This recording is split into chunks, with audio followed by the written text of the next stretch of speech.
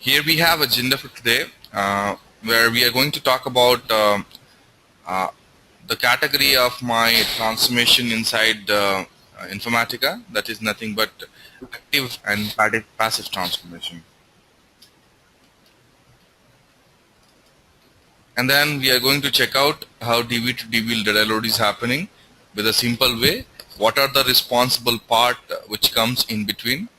How do we connect to the source DB, and how do we connect to the target DB, where connections are important, and how important the connections are if my data load is happening from DB to DB side. Also, we are going to check out some of the best practices when it goes to the load side, especially at the load side.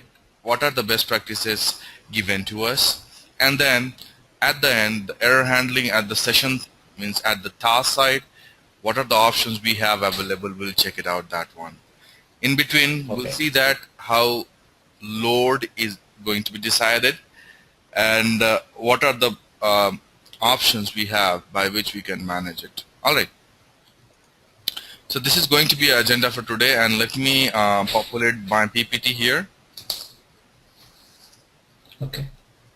You could see that I have already taken this briefing instead of writing it. We have a division of transformation. Entire transformation has been divided in two parts. Okay. That is nothing but active transformation and passive transformation. When I'm talking about active transformation, the active transformation is nothing but a transformation which is participated in changing number of rows when data is moving from source to target. Basically, if you take an example of filter is the best example of your active transformation, where number of records at the source side varied from the target. The number of records present at the source side varies from the target. If I have 10 records at the source, if I'm applying a filter transformation, I'm not going to get it all 10 out into the output, because filter is going to restrict some of the records at this level. And as a reason, what we are going to see is, we are going to see a number of rows changes at the place of my transformation level, which is nothing but a filter transformation. All right. Okay. Also, as it is saying, not about like the rows is present or rows is rows is deleted. It's saying like any changes in the number of rows, if it is happening, then it could be called at active transformation. So when I'm saying filter as an active transformation, we know that pretty well how it is active transformation. But what about the shorter transformation? The shorter transformation inside the Informatica Power Center used for shorting the data.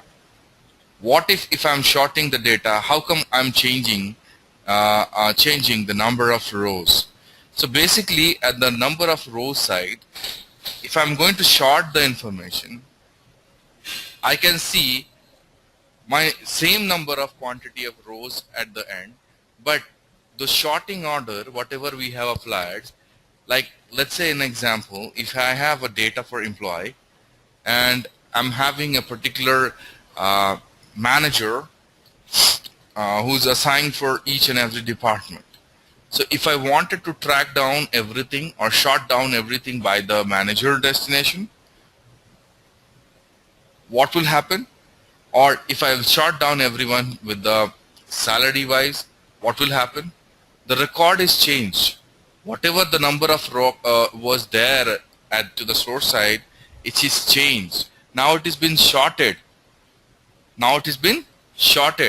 So as I mentioned earlier also, when we are talking about number of rows change, we are not talking about that it is going to be deleted or allowed to the target side. Any changes onto the row side, it can be considered as a active transformation. So shorter transformation is also going to be a active transformation. If we have insertion of new column, or any new column which is generated while writing the expression, then that also can be counted as my active transformation.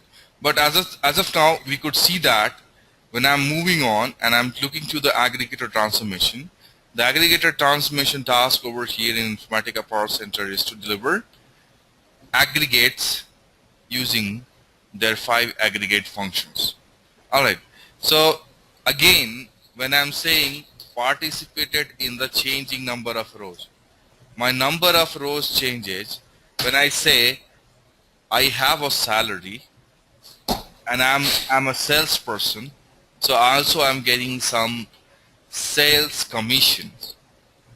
I'm a salaried person who is nothing but a salesperson having a regular salary plus commission. So if I'm going to take both the things from the source, and if I'm going to make them add up or make them aggregate, saying that total salary or average salary of the salesperson, or I can make it like sum of the salesperson's salary, then what is happening here? Previously, how much record we were? Previously, we have suppose like 5 salespersons are there. For each, we have 5 records. Now, if I did this total, if I applied the sum function, I'm going to get it 1 record only, right? If I'm going to average it, I'm going to get it 1 record only, right? If I wanted to count how many salespersons are there, if I count it, I'm going to get it 1 record. So record previously it was 5, and now it is onto the target side 1. Can we consider the aggregate transformation as a active transformation? Yeah. So this is how Yes. how your aggregate transformation also going to be considered as a active transformation. Let me put another picture to the another transformation. Router. Router transformation is nothing but a transformation which is going to give you basically it's allow you to route the data with the condition in multiple targets. As we know that in data stage you have a switch, right? Yeah. You have a switch which is used for multi-distribution of files in the target based on the condition. So router purpose is the same. Router Okay. takes the data, distribute it as per the cases, as per the condition. So I have the collection. Suppose like I'm having a business in United States, and as you mentioned, you are there in Minnesota, and some business is running in Indiana, some is running in Florida, some is in there in New Jersey. I'm collecting all the data from all these places, where my business type is single. I'm having a one type of business, so mostly we'll try to make it everything standard at all the places. That means my table definition and the fields which I'm going to manage on operational side will be the same. So I'm getting the inputs from multiple Z. I'm getting data from New Jersey, Minnesota, Indiana, Florida, and then New Jersey. Alright, so all the data is coming. But after doing manipulation inside it, I wanted to redistribute it into their concerned managers. Data is coming into the centralized system, which is located in New York, and again it will be distributed to their concerned managers for further analysis. So at that time, my router transformation, what it does, it routes the data based on the condition. Alright, so we are going to write the condition here. So at the centralized system, we have like 1 lakh record. And how much data we are routing to the each target? Maybe 10,000 records. 10,000 records to each target.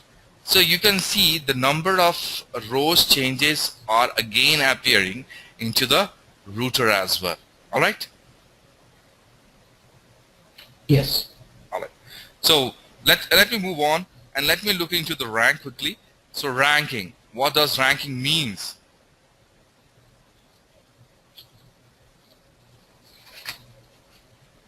Suppose like they have, Basically, if, yeah, yeah, go ahead.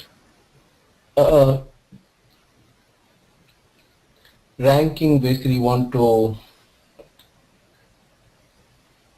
uh, Can we say in that ranking this? if we want to. Can we say that ranking is categorized in two categories: bottom rank and top rank? Generally, the Yeah. consideration of ranking will be happen in two ways: top and bottom.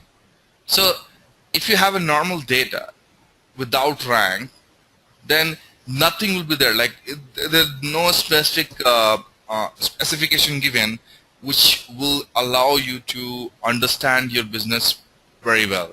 You can't investigate your data which is normally written, right? If I'm going to rank it, like if you're looking for like the top best or top best cities which is giving you more revenue, or like bottommost cities which is giving you revenue, then you can apply your rank, and based on this ranking your record will be delivered. I want to see only three best cities. As of now, I know that I'm in United States and I have a business over there. I have a sales business. So in the sales business, what are the city which is doing good as from the data? We are not going to look into each and every record. We will try to make it aggregate, and then we will try to make it group by some field, and we'll try to sort it out by using your rank. We'll sort it out in what manner? It's a type of sorting only which happens under the ranking. We say three best, so what it does, it takes the field which you have selected for calculating the ranking. And the ranking will be always calculated on top of the numerical data. Numerical data means the fact. The fact which we are getting it, based on that only, the ranking is going to be considered most of the time. So three best, three bottom one. How many records we are going to get it? Only 6. Where at the source side we have number of records. Let's say 24 records total we have at the end. It can conclude all 24 saying that 12 best and 12 bottom. Top 12 and 12 last bottom. So what it means? It is considering all 24 records to be published or populate onto the target side with specification that they are ranked. So in ranking, automatically the sorting will be happened in descending order. In ranking, we have sorting has been happened automatically in descending order, or if it is not happening, we are going to achieve it by using sorter transformation. But the row number is changing into the ranking as well. And as from this description, ranking has been taken into the category of active transformation. Alright. We are pretty good about the joiner because from the naming convention itself, it is pretty clear that it's gonna join something. So what it join actually? Joiner transformation allows us to join to more than one table, even that the definitions are not same. And if I wanted to be populate out in a particular fields from both the table by using adjoining conditions. All right. So we know that we have two tables, A and B. If I have to take 3 fields from A, 2 fields from B, we are not taking all the fields, right? We are taking 3 fields from A and 2 fields from B. So at the time, we need to define the relationship between them. And based on the relationship only, my data will be reflect onto the target side. So if I do that, again, my row number changes. Row number changes. That's how we categorize my joiner transformation. All right. So basically, active transformation is not only the change in the number of records, but even the order of the record is constant. Exactly. Order of, Okay. yeah. That's what I was mentioning. Okay. It's nothing to do with it's nothing to do with like we are going to delete the data. We are going to add the data inside it. It has like if the data even changes onto the order, then also we can say like it's a active one where data is not changing anyway. on to those transformation which is categorized under passive one. All right. So basically, active transformation is whenever there's a uh, change in a group of data, Mm-hmm. set of data, whereas passive it's at each record level. Mm-hmm. Exactly. Okay. Mm-hmm. All right. So let's move on and let me show you the normalizer transformation.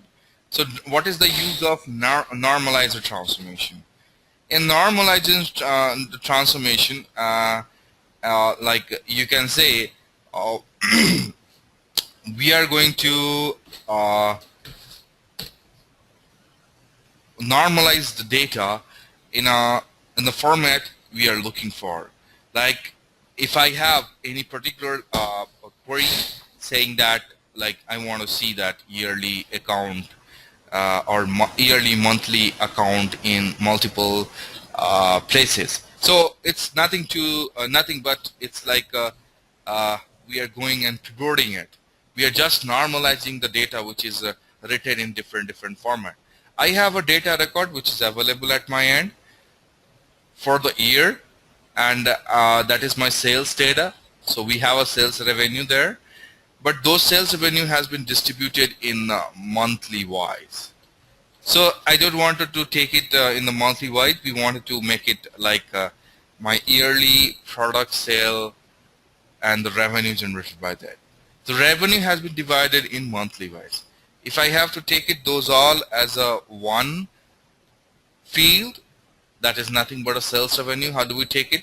We must have to pivot the all other months which is available inside the list, and the pivoting will be happened into a single column. That is nothing but a sales revenue. So that conversion happen under normalizer. The situation will be pretty clear when we deal with it.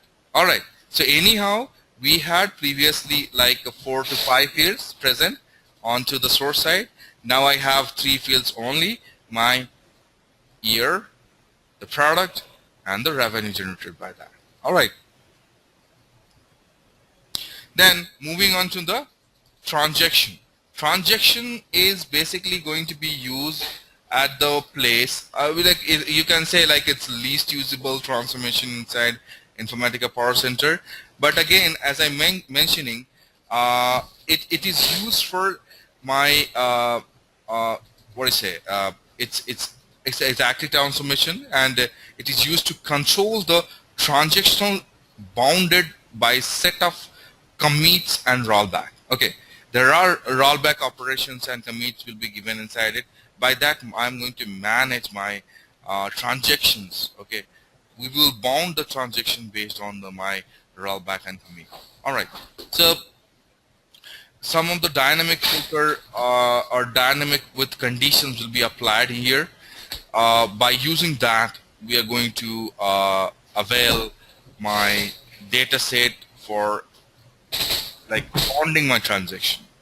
All right. So that is also my active transformation.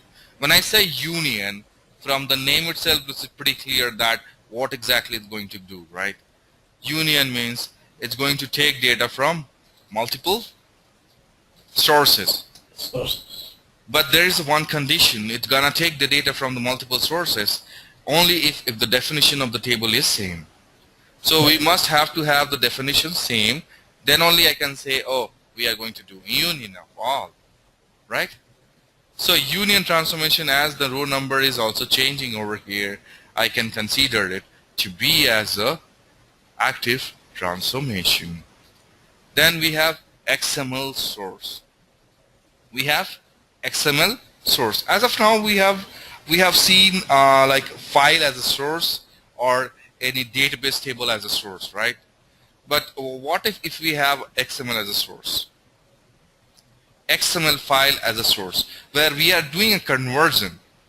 The whatever XML is written, I'm just converting into a tabular manner to populate the data set which is available inside that XML codes, whatever they are on the website. Let's say like there are codes running onto the website where the records are reflecting in a virtual way in a table format.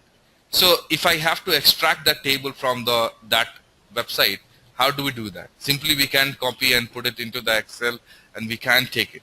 That would be not but my Excel file, right? If I wanted Yeah. to take it as a XML, I have a XML generator and we have a XML as a source by which we can convert those all codes into a table format. So generally what happened when we are converting it, my extra supporting rows are coming into it to support my table definition, because it's not a normal table, right? It's a XML written source. So XML written source we are just converting into the XML file. Converting it into a XML table, and there certain rows are also included to qualify it. Certain qualifiers are there which is going to qualify my this XML source. So as a result, we can also consider the number of rows is changed into the XML source. Let me quickly recall it. Filter, sorter, aggregator, router, rank, joiner, normalizer, transaction control, union, XML source are my transformations, which is categorized in active transformation. All right, let me move to the passive one, where passive is just opposite of it. But I'm mentioning passive transformation is nothing but a transformation which does not include in changing number of rows. Number of rows does not include in changing. When data is moving from source to target, is known as passive transformation. All right, so we can see these are the list of transformation we have inside the Power Center, and out of these all 14, 10 of that is categorized in active. We have already seen that. Where passive side, we have expression. Expression, what is the point of using expression? When I'm having expressions transformation, we can write expression, we can write a formula by using my function, and I can achieve it which is not possible by certain transformations, right? So at this place, if I say like I'm going to write a formula for achieving a particular thing where order is not changing, the number of rows is not changing, then I can categorize this as a passive transformation. Certain cases you may can say I have let's say I don't have a taxes calculated. I don't have taxes calculated at my side. I don't know how much tax I have to pay it based on my salary. So I just want to calculate my tax and wanted to populate it out. So at that time, we don't have that rows present in the source, and it is now available onto the target side. But taxes for each row will be generated. There is no changes happening in the number of records present at my end. One extra column has been added with respect to the number of rows present on the source side. No changes is happening in the source data records or source number of rows. Okay, just we got one more column which is nothing but my taxes in India or taxes in US. Alright, so again, like number of rows are not changing. There is no change of number of records. 10 records are there in the source, 10 records has been passed to the target as well, and all 10 records taxes will be reflecting into the target side. So as a reason, expression transformation is considered as a passive transformation. Alright, then we are going to the sequence transformation. Could you predict what is the use of sequence transformation? Basically generate a sequence number. Exactly. If I have to generate, like if I have like SED, Running sequence. SEDs, we mostly going to generate my surrogate keys, right? So at the time you have to generate those keys by using your transformation itself. So at that place, my sequence transformation will be used to generate my sequence number. So sequence number will be generated based on the record available onto the source side only. It's nothing to do to like they are going to generate the sequence of records based on based on their own specific values. They generate based on the target on source only. So there is no record changes even happening into the sequence side. Where when I'm coming to the store procedure is nothing but a procedure by which you can call multiple function packaged under a one place. Instead of writing 100-line codes again and again, what you are going to do is you're going to write a store procedure as a variable and you are going to save it. So instead of calling the 100 lines every time, you have to call the store procedure which has already those lines written inside it. So as a result, your process will be fast. You are going compiled. It's already compiled. yeah, already compiled. All right, that's perfect. Already compiled, but nothing changes have been happened onto the target side, right? Source to target side, no changes happen. It's just for calling up everything again and again without writing it. All right. Then lookup transformation. As we know that lookup transformation is not a direct way of taking the table. It's an indirect way by which we are taking or populating any source table, right? Which is going to be populate out its data onto the target. Like we have a flow where we have a like formal source, my transformation, and the target. If I have to take it some table which is not going to affect the flow of this ETL, it need to be virtually accessed, then what type of table it will be? It will be a lookup table. What do you mean by lookup then? What does lookup does? Is find the matching records on the keys. All right. Key fields, yeah. So basically, there's nothing to do with the row changes, right? There's nothing to do with the row changes in this place when I'm talking about lookup transformation either. So these are my 4 transformation which is categorized in the passive transformation category, and these are my 10 transformation which is categorized in the active transformation. So while doing this, we have to keep in the mind this process which is going to be happen inside my Power Center side. So this is all about your active and passive side. We don't have anything else to talk about this. I have a question here. Yeah, go ahead. In Informatica, how does Informatica, suppose I have 2 transformations, one is active and the next one is passive. So is there any performance issue? No. In data stage, basically whenever you are trying to have 2 stages which are, one is an active, one is passive, basically then the partitioning is not handled properly. It doesn't keep the partition. Basically, it will repartition it or do the resorting. Does it do anything like that in Informatica? No, nothing to do like that. The data? Okay. Nothing to do like that in this Informatica. Depending on the situation, whatever the stages you are using it or whatever transformation you are using it, that correlate itself. There's no constant about performance at all when we are using it into the job. Okay. Yeah. So this was my description about my active and passive transformation.